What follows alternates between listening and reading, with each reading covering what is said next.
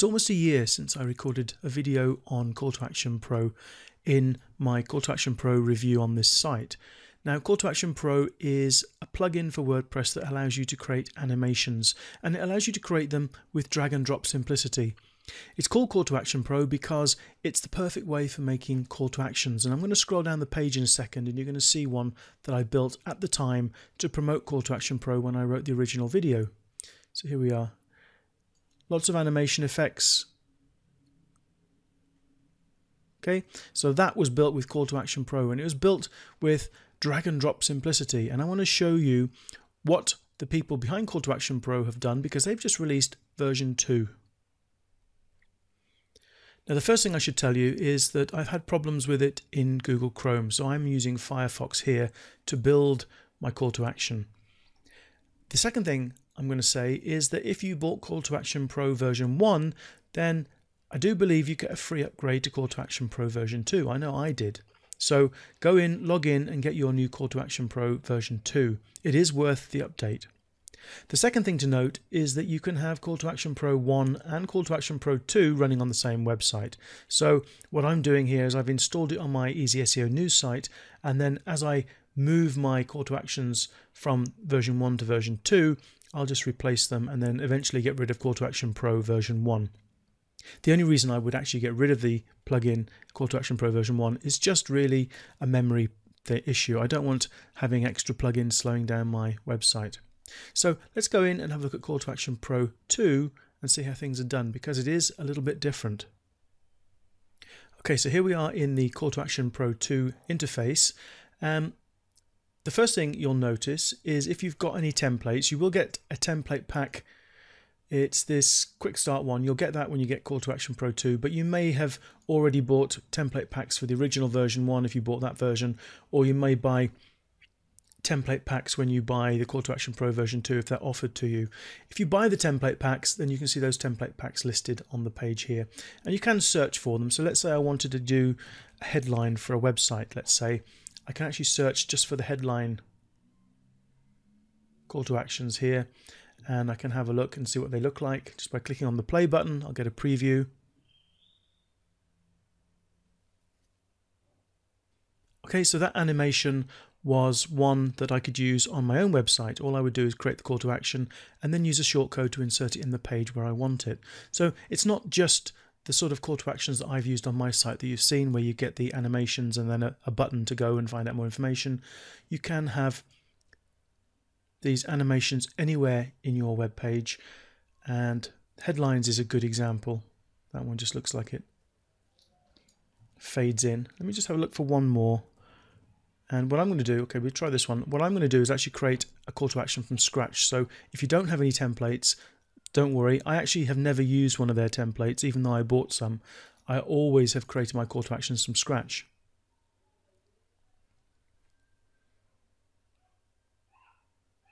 Okay, so this is a social call to action animation. It's one where you can have it at the end of your content to get people to follow you or to like you on social media channels or your YouTube channel and so on. So you can do all sorts of things with these, but what I want to do is I want to create a call to action very similar to the type I showed you at the beginning on my website.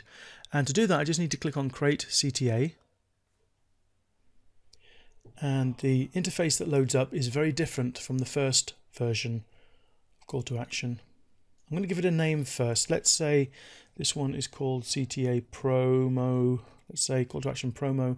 I'm going to just click on save just to save it for now. And you can see down here now it's told me that it is saved. Okay, I've just resized my browser a little bit so you only see the call to action window, because you don't need to see my WordPress sidebar. Now the first thing at the top, the first thing I will do is I'll open the project settings, and we've got a couple of items here. You can see we've got these new menus that unfold. The top one is the embedding method. So for this particular call to action, I can copy that shortcode and paste it into a web page if I want to. You can also add the widget in your appearance widgets menu, and you can just select the call to action. When you add the widget, it'll ask you which one you want to use. Or if you're happy using PHP, it also gives you the PHP code to insert the call to action wherever you like as well. More important at the moment is the project settings, because this allows you to define things like width and height, whether it's responsive or fixed, whether the animation is centered or not, and a few other settings like the background. Do you want the background transparent or do you want it a solid color? You can also have an image background. I haven't actually tried that yet. And you can put a border around your image as well, around your call to action as well. At the moment I've got it set as 0, but you can increase that with a slider or just by typing it in there. If I do increase it, you can see down in the preview window we're actually getting the border set at the size that I've selected. We can add shadows, change perspective, and a few other things I'm not going to go into right now. This one is useful. This is start. In other words, when does the animation start? And what you saw at the very beginning of the video was when I scrolled down to the animation, it then started once the animation was visible. Now, you can have it set so the animation starts when the document is ready. In other words, the web page is fully downloaded. But if your animation is at the bottom of a page, then the chances are nobody's ever going to see it because they won't have scrolled down there when the animation starts. And similarly, after all page elements have been loaded, I would recommend that what you actually do in most cases, unless the animation is at the very top of the page, set it so that it is visible when the slider is visible. So as you scroll down to the page, as soon as the animation area is visible on the page, the animation will be triggered. And what you can also do is you can add in a slight delay so that, let's say, a 1 second delay, so that once that area is visible, there's a delay of 1 second and then the animation is triggered.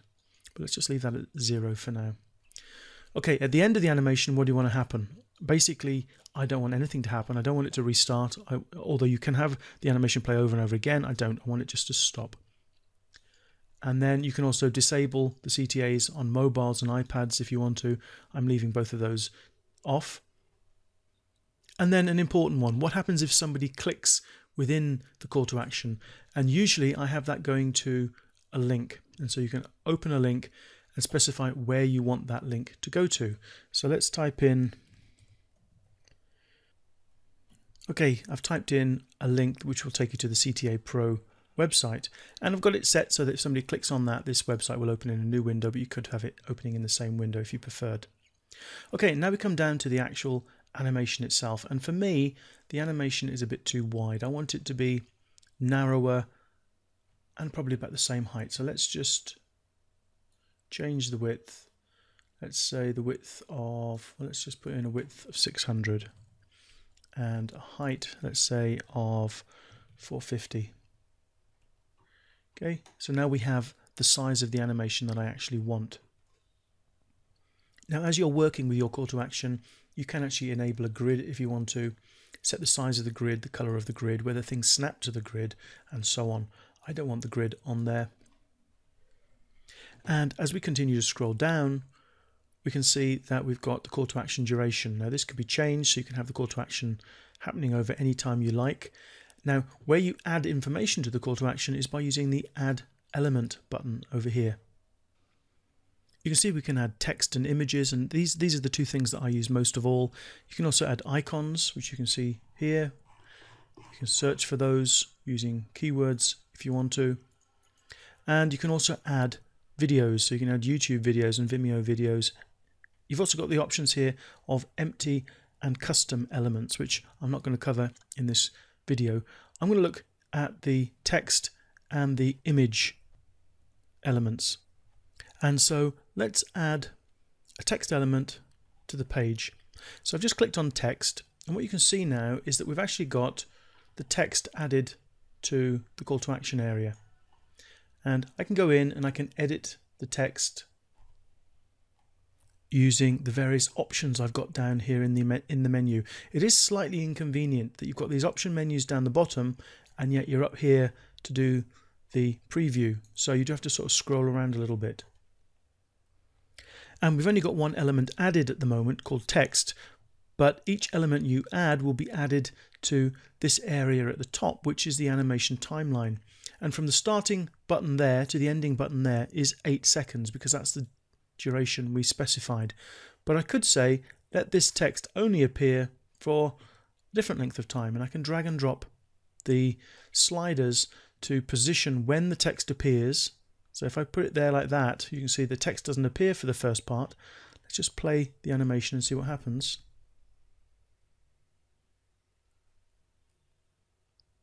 Okay, the text then comes in after a short period of time. So let me just close that. I'm going to put that back because we'll see how to use that shortly.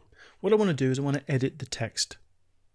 And what I always do with my elements is I give them names so I know what they are. You can see this name text is taken from the element name from here. So I need to choose something which to me will make it easy for me to identify which element is which. So I'm going to say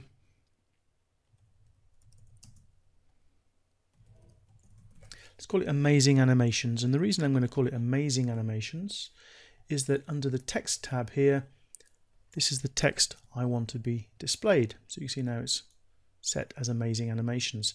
I want to make that bigger and I want to make it a different font.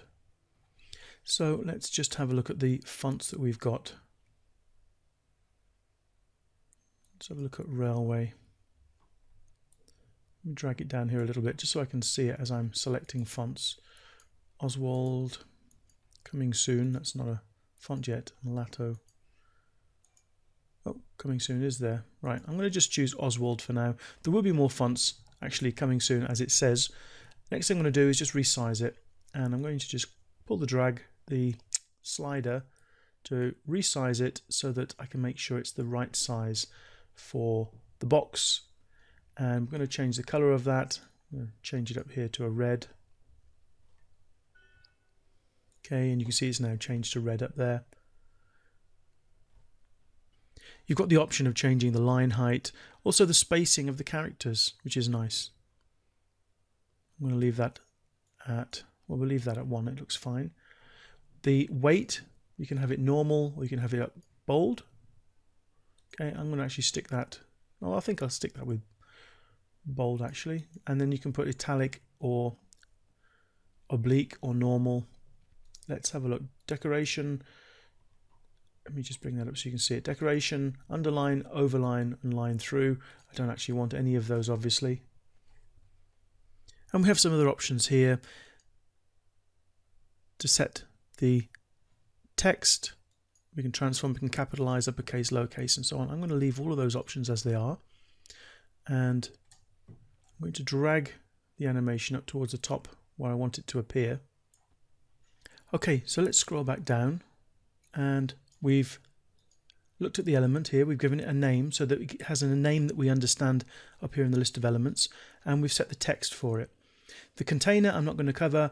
I'm not going to cover parallax, and I'm not going to cover interactivity here. I'm going to go straight to the animations, and this is the way that the text or the element you're dealing with behaves on the screen. So if we just play, you can see at the moment that the text just scrolls in from the left. And that's because in the animation we've got here slide left. This is the timeline. So at the very beginning the text slides in.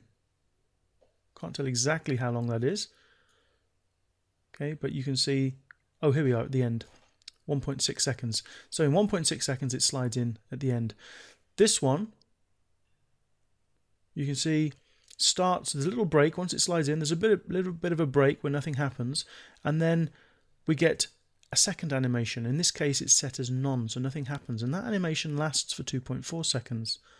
And then at the end of the 8 seconds we've got another animation which lasts 1.2 seconds, but that again is set to none. Let's just set these at something so you can see what happens. Okay, I'm going to set the middle animation to, let's have a look. We can, right, we'll set it to rotate Y, and you can see the preview down at the bottom there. And then let's slide left. Okay, so what we've got is we've got at the beginning the text slides on, then in the middle it should rotate, and then at the end it slides off. So let's have a look and play that. Slides on, rotates, and then it should slide off. And there we go. So we've actually set the animations for that particular text element. Now this isn't what I want to happen. I actually don't want this to slide off at the end. I want it to stay on the screen, and I probably don't want it to do anything just here. I certainly don't want it to rotate Y. But just to show you, you can actually add even more effects here, because what you can do is at the moment the animation applies to the entire text, but you could apply it to individual words. And let's have a look what happens when we do that. So each element of the animation is being applied to a word. And you see it's a different effect. One that I particularly like is if you apply it to the letters.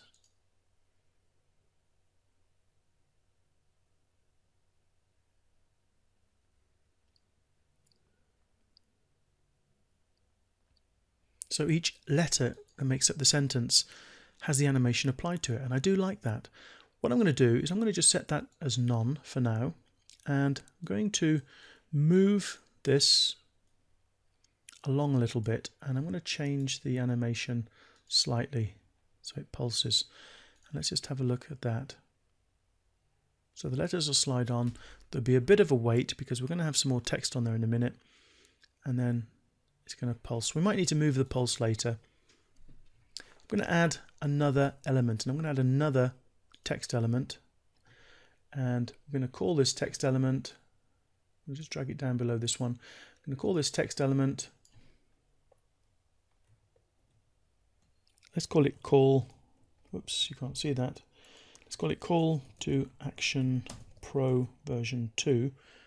I'm going to copy the text because I'm going to use that as the text here, and then as before I'm going to just move this down so I can see what I'm doing as I change the font. What do we have for the first element's font? Okay, we had that as Oswald, so I'm going to probably keep this as Oswald as well, but we'll change the color.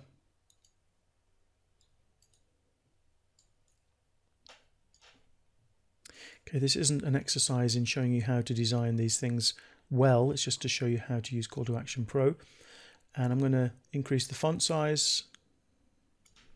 So just drag it in, make sure it fits. Call to Action Pro version 2. Okay, that fits nicely. Going to show a shadow around that. Let's have a look. There we go, we've got a shadow around there now.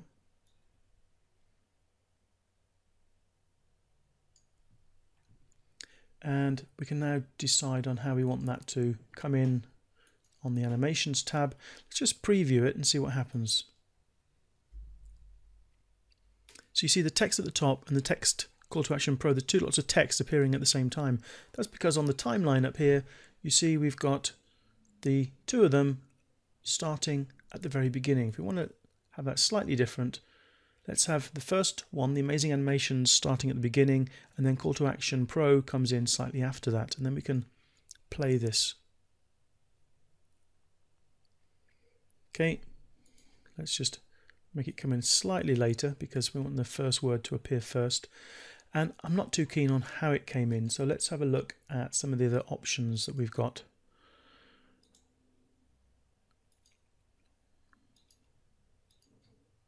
Okay, let's have a look at that and see what that animation looks like. Okay, that's all right.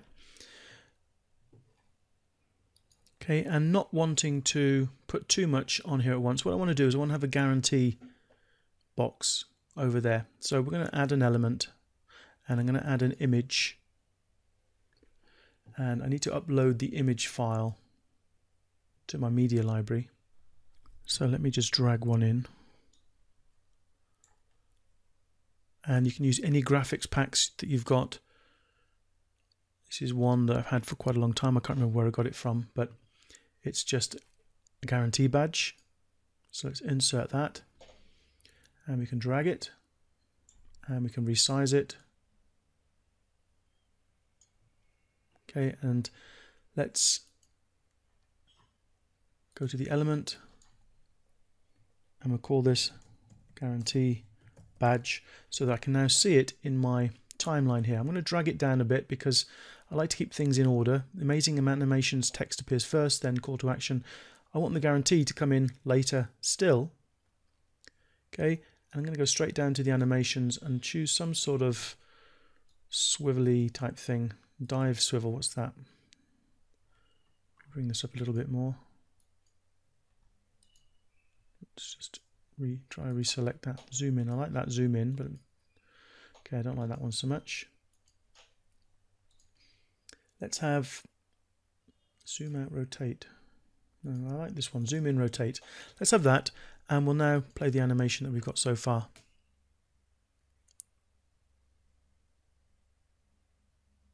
Okay, that one can appear slightly sooner.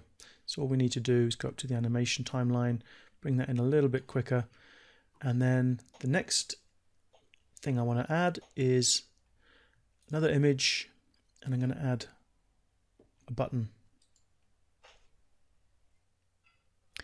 Okay, so let me just drag a button in. Let's say, just looking at my other thing, here we go, drag this button in. That's going to upload to my media library. And then click on insert.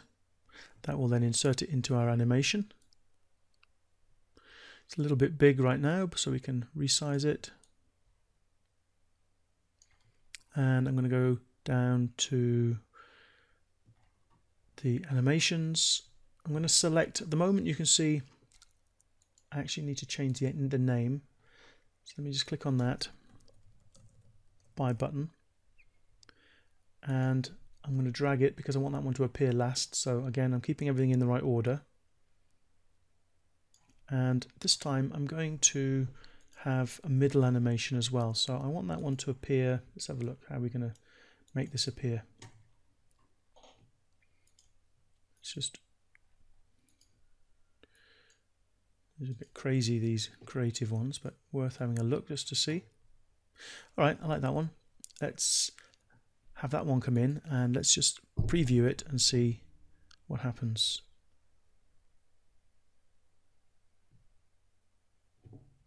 Okay, that's all right.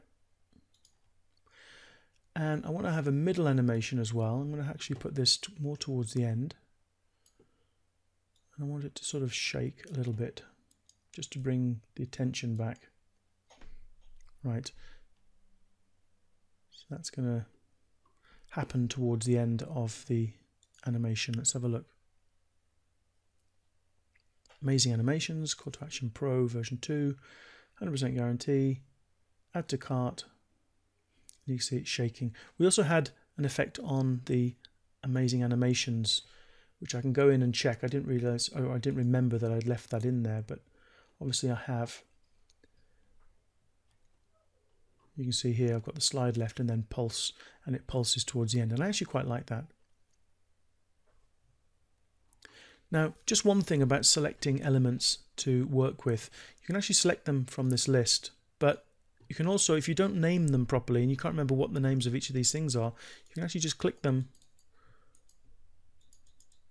directly. Okay, I was expecting to see a bounding box there, but the box only is appearing around the images. If I just come down here a little bit, if I click on something, I'm going to click on the Add to Cart button. Watch this line here, this row that says Buy button. Okay, it's been selected, it's highlighted. Let me click on the Guarantee badge, and you see the highlight here jumps up to that row. If I click on the Call to Action, it jumps up to the second row, because that's that particular element, and then that one selects the element here. So if you don't name them properly, you're not going to get lost, because you can just click on the element in the Call to Action and it's going to highlight the correct row for you. Now, this was just a very, very quick and simple Call to Action. It's not a particularly good one, but you can see how easy it was to create that. And of course, you can import any of your own images. You've got access to lots of different animation effects, and for me, it's been one of the best investments I made when I bought version 1. If you bought version 1, remember you can get version 2 for free. So I recommend you do that. And you can install version 1 and version 2 on the same website like I have. Just finally, before I go, I did tell you I had problems with Chrome. And the problem I have with Chrome is that I don't know whether it's a plugin or an extension that I've got installed in my Google Chrome, but this drag and drop doesn't work for me in Chrome. I have sent in a support ticket, and I hope that they're going to get it fixed soon, or at least tell me what it is in Chrome that's causing the problem, and I can fix it on my end. But you can do it in Firefox. It may only be Chrome on Windows, I don't know. I have a feeling the guys who created this are Mac users, so they may have used the Mac Safari or Chrome on the Mac, and it may be different. I don't know. I haven't checked it on I have got a Mac for testing. I haven't checked it on that to see, but hopefully you can see the value in this. And just finally, what I'm going to do is I'm going to show you how to embed it. I'm going to grab the embed code and I'm going to go up and just create a new post. I have saved that, haven't I? But let me just make absolutely sure. Okay, saved. I'm going to go up to posts, add a new post.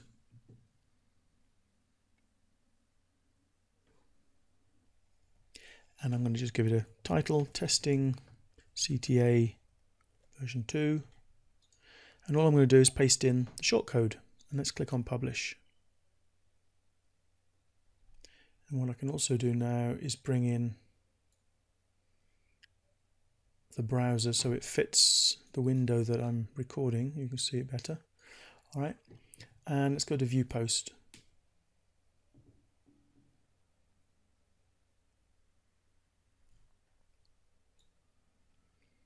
And you can see it's now playing on the page. And if I click anywhere on the animation, it will take you to the call to action website. Okay, and here we are. Just a word about, oops, let me stop that. Okay, I don't know whether you heard that, but he started talking in his video. Just a note about the call to action website. It does appear to be a little bit slow, but that's because they have used Call to Action Pro on every little bit element of the website. So it's quite slow going down, loading everything up properly. Don't let that put you off, because you're only going to probably use 1 or 2 call to actions on a page, but they have gone overboard to really use it wherever they can. Now, one thing I did say about adding the delay for the animation to appear, so it would appear when you actually get to that area of the text. So let me just show you that. What I'm going to do is I'm going to paste in some text. Let me add some content above the call to action. Okay, and I'm going to just click on the update, and then we'll have another look, and I can show you that the call to action doesn't start the animation until you actually scroll to that area of the page. And in most cases that's obviously what you want, because you want people to see it as they get to that part of the page. Let's just view the post. Okay, now this post is fully loaded, so I'm going to just scroll down. We get down to where the animation should be, and there we are. So it's there, catching the attention of your visitor.